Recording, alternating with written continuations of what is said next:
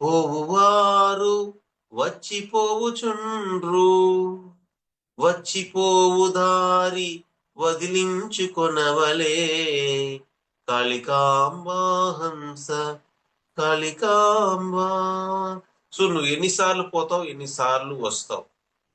ఈ వచ్చిపోయే దారి నువ్వు వదిలించుకోవాలి. సో నువ్వు వదిలించుకోవాలంటే నువ్వేం చేయాలంటే ధ్యానంతో పాటు నువ్వు ధ్యానం చేస్తే నీ జ్ఞానం వస్తుంది. ఓకే, బాగుంది. కానీ ధ్యాన ప్రచారం అనేది చాలా ఇంపార్టెంట్.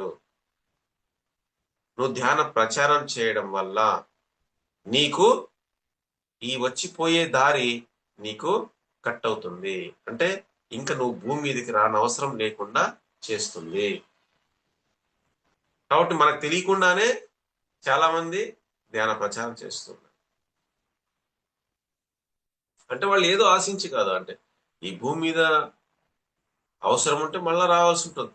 మన ఎంతో మంది గురువులు ఈ భూమి మీద మహతార్ బాబాజీ లాంటి దివ్య పురుషులు, గోరఖ్నాథులు లాంటి మహాయోగులు, ఎంతో మంది